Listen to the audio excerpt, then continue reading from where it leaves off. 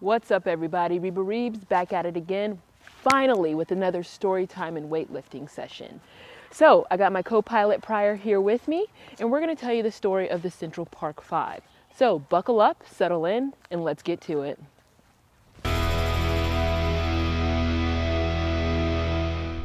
All right, so I just got notice that my co-pilot is quitting on me, so I'm just going to let him take a little break. There you go, buddy. All right. Well, apparently he's going to stick around for the story.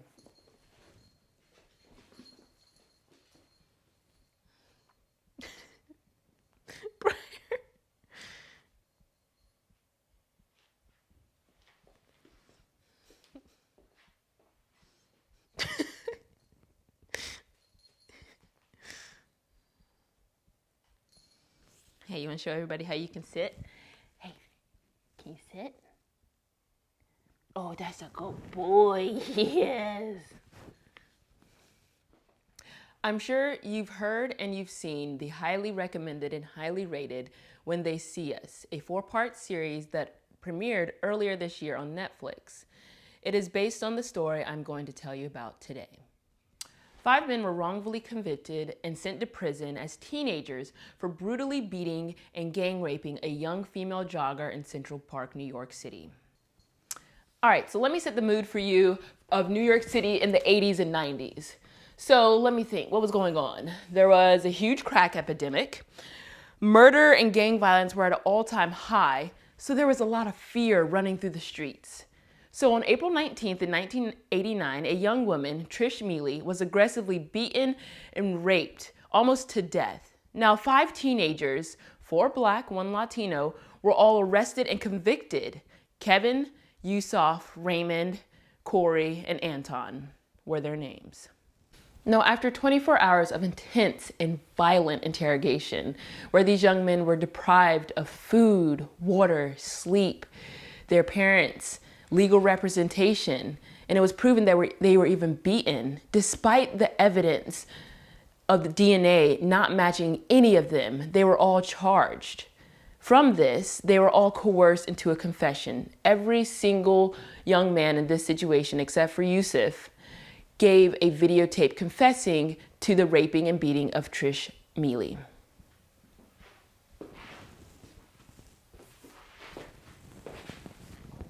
Now, this case had New York City on edge. There was actually a real estate developer that took out a full-page ad on May 1st of 1989 as the case was headed to trial, asking for the death penalty and more police. That real estate developer was Donald Trump. He later then went on multiple television interviews where he continued to repeat that damning sentiment. It's not proven, however, many people believe that this ad helped convict the teens.